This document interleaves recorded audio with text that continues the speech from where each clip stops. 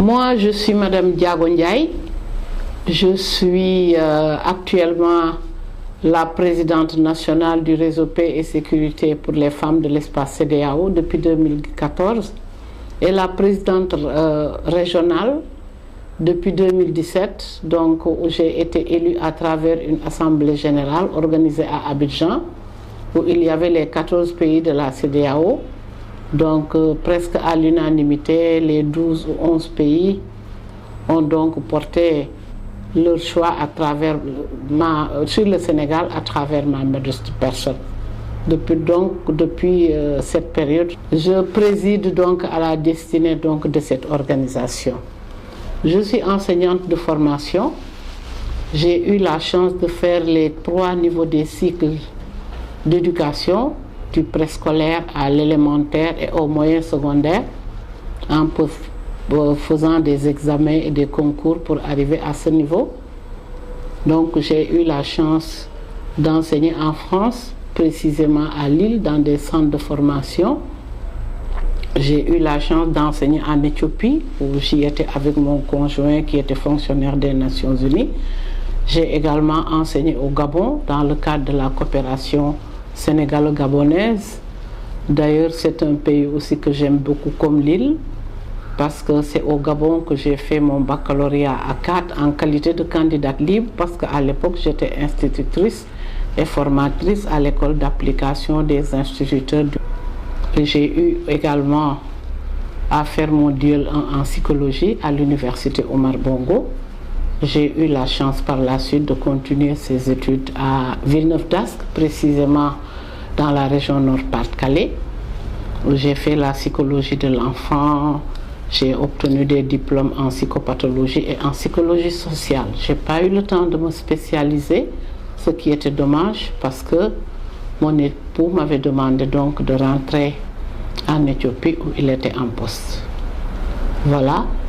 Et après l'étape d'Addis Abeba, je suis revenue au Sénégal. J'ai réintégré l'éducation nationale, c'est mon ministère d'origine. Et ensuite le ministère de la femme, de l'enfant et de la famille de l'époque, où j'étais conseiller technique en charge des affaires sociales rattachées au cabinet de ministre. Et par la suite, j'ai été expert dans le même ministère à travers 3 grands projets. J'avais en charge le volet d'éducation pour la petite enfance, où nous avons mis en place des structures d'éducation de la petite enfance, qui sont appelées actuellement avec le président Wade la case des tout-petits. Et puis je suis très active dans les mouvements et organisations de femmes. Et ainsi, j'ai adhéré au réseau Paix et Sécurité pour les femmes de l'espace CEDEAO. Et je préside donc ce réseau au Sénégal depuis 2014, comme je l'ai dit, et depuis 2017 au niveau régional. Voilà. En résumé, mon parcours, j'ai eu à faire des publications à travers des études, mais également par rapport donc... j'ai produit des livres pour les enfants, des livres pédagogiques éducatifs sur l'éducation de la petite enfance. J'ai été distinguée par une organisation américaine, nord-américaine, qui s'appelle TIEW, The International Alliance for Women, prix qui a été d'ailleurs décerné à Hillary Clinton et Thierry Breyer, qui distinguent chaque année 100 femmes qui se sont distinguées dans leur domaine de compétences. Et j'ai reçu ce prix à Washington. Mais le siège de cette organisation est au Canada. Voilà, depuis lors, je travaille dans le domaine de la paix, du genre, de l'éducation, parce que quand on est, je pense, enseignant, on est polyvalent, on doit pouvoir vraiment avoir des compétences dans ces thématiques transversales. C'est d'abord un honneur, une exaltation de travailler sur ces questions. Mais ce que cela implique, pour prendre donc ces questions concernant les droits des femmes en charge, cela implique de prendre en charge ces droits dans leur globalité. Toutes ces questions relatives aux droits des femmes. Je veux parler particulièrement du droit à la santé, à l'éducation, à un emploi sûr et décent et rémunéré. Je veux parler aussi du droit à la protection sociale, droit pour une participation effective des femmes dans les instances de décision, et droit à une participation politique, qu'elle soit d'ordre politique, économique, social, de la base au sommet. Mais aussi, ça implique de travailler pour les droits à l'accès aux ressources et au financement. Il faut également donc souligner que nous devons prendre en charge les acquis que nous avons eus, parce qu'on a eu des acquis dans la lutte et le combat des femmes, et puis consolider ces acquis-là par rapport aux thématiques que nous venons d'énumérer. Certes que nous avons des difficultés, les difficultés que nous avons, ce sont les contre qui sont liés, les obstacles et contraintes qui sont liés donc à l'aspect socioculturel de nos communautés. En Afrique, vous le savez, on a beaucoup de contraintes parce que, comme vous le savez, peut-être il y a quelques années, les femmes n'avaient même pas droit à la parole. Mais comme on dit, on a lutté pour avoir des acquis par rapport à notre implication dans ce qui se passe dans nos espaces, que ce soit dans nos communautés de base comme au sommet le plus haut. Et donc chaque fois, à chaque étape, il faut donc franchir ces difficultés, s'imposer, développer son leadership, travailler un leadership, avoir un leadership engagé, fort, une volonté et une disponibilité pour faire face donc à ces contraintes. Je dirais qu'au niveau de la sous-région, il faut quand même noter qu'il y a des acquis. Je l'ai dit auparavant, des acquis qu'il faut consolider. Par rapport donc au système de quotas d'abord, on est parti des quotas de 5%, 10%, 15%, 30% pour que les femmes puissent accéder aux instances politiques. Mais après, il y a eu l'avènement de la parité, même si au Sénégal, on n'a pas une parité intégrale, mais quand même, il y a eu beaucoup d'acquis. Et puis, par rapport à ces questions, il y a eu beaucoup de textes, beaucoup de lois, beaucoup de conventions et beaucoup de chartes, beaucoup d'instruments juridiques. Ces textes ne sont pas souvent appliqués et nous devons travailler pour l'application effective de ces textes. Ici au Sénégal, nous avons des textes par rapport aux violences faites aux femmes, surtout concernant l'excision et les mutilations génitales. Nous avons récemment eu la loi sur la criminalisation du viol et de la pédophilie. La loi qui permet aux femmes donc de donner, de reconnaître, d'avoir les mêmes droits que leur époux en ce qui concerne la parenté, c'est-à-dire on peut prendre son mari en charge, on peut reconnaître son enfant et que ça n'existait pas avant.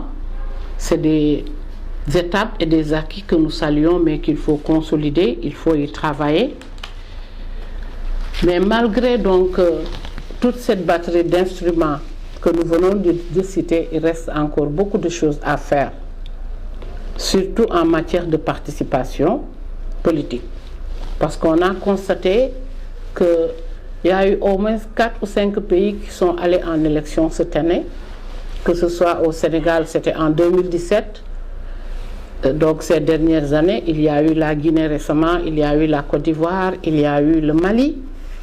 Les femmes n'ont pas pu participer donc à ces échéances électorales, qu'elles soient présidentielles ou législatives, pour beaucoup de contraintes et d'obstacles. Ici au Sénégal, il y avait le problème du parrainage et la caution qu'il fallait donner. Et dans d'autres pays aussi, c'était peut-être la constitution des dossiers ou bien les dossiers des candidatures n'étaient pas conformes ou bien les femmes ont eu des problèmes de financement de leur parti, de leur participation. C'est presque tous les mêmes besoins qu'on a observés dans ces pays. Donc, elles ont été retirées de ces élections. Celles qui ont eu la chance de continuer et de participer n'ont pas eu un taux assez correct pour leur permettre d'accéder à certaines instances. C'était des taux vraiment très faibles. Et après la mise en place de ces gouvernements, de ces élections, des gouvernements ont été mis en place et des parlements.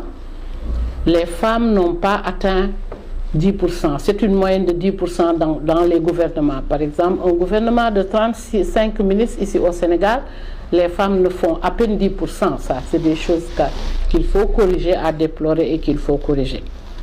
Au Burkina, je pense qu'elles n'ont même pas dépassé 3% de représentativité. Mais au niveau des parlements également, c'est vrai, les femmes ici au Sénégal ont fait 42% de représentativité à l'Assemblée nationale, mais souvent les femmes n'occupent pas les postes de premier rang au niveau du bureau de l'Assemblée et au niveau des commissions. Et ça aussi, il faut y travailler pour permettre aux femmes de renforcer leur leadership pour accéder à ces instances de décision.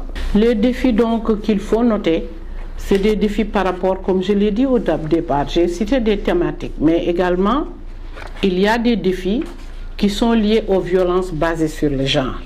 Ça, c'est un grand défi qu'il faut relever pour permettre donc d'apaiser les femmes, pour qu'elles puissent s'investir correctement dans des activités économiques, parce que les femmes qui vont au marché ou bien au niveau des plantations, de l'agriculture, qui sont violentées, agressées en cours de route, elles ne peuvent pas être productives.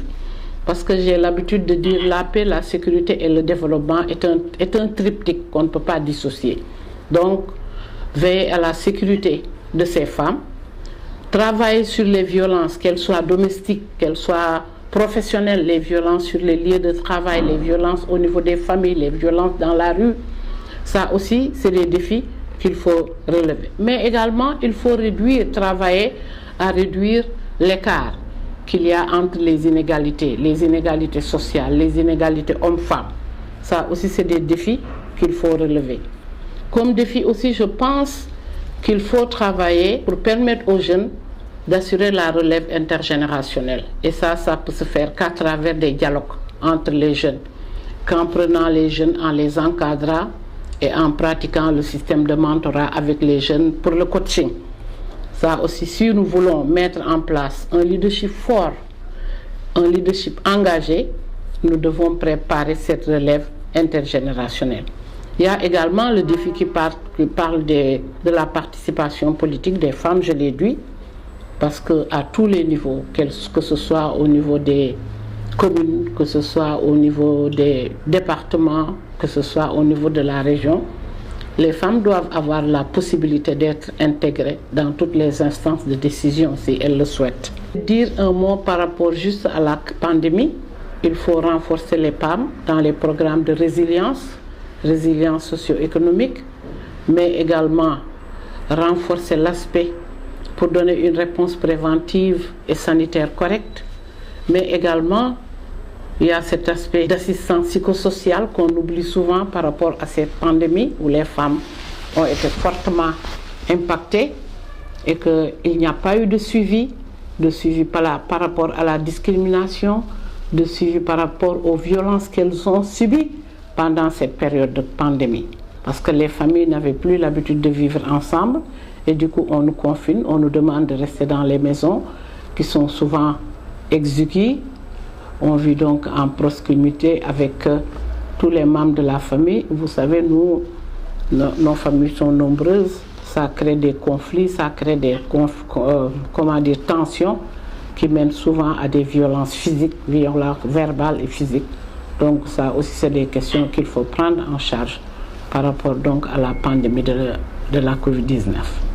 Dire que on commence quand même, je pense que nous allons célébrer cette année la 110e année donc de cette célébration du 8 mars et que je pense cette année le thème est centré autour de l'implication des femmes dans la gestion de la Covid-19, comment faire donc pour sortir de cette crise.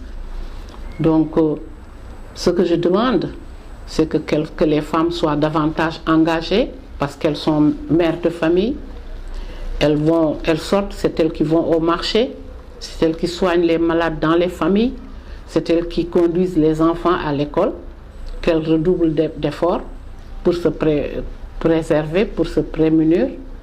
Peut-être dire aussi que le traitement doit être un traitement vraiment égal pour tout le monde.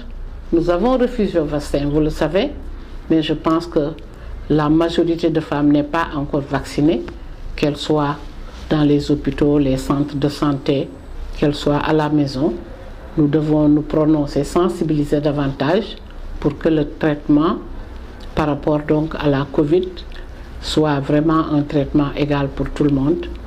Mais que les femmes doivent d'abord également renforcer la prévention, la sensibilisation à travers des messages forts, demander aux populations que même si vaccinées, ne nous empêche pas de mettre notre masque, ne nous empêche pas de respecter les mesures barrières, ne nous empêche pas de mener nos activités économiques, mais tout en se protégeant. C'est mon dernier mot et je souhaite une bonne fête du 8 mars à toutes les femmes. Voilà, merci beaucoup.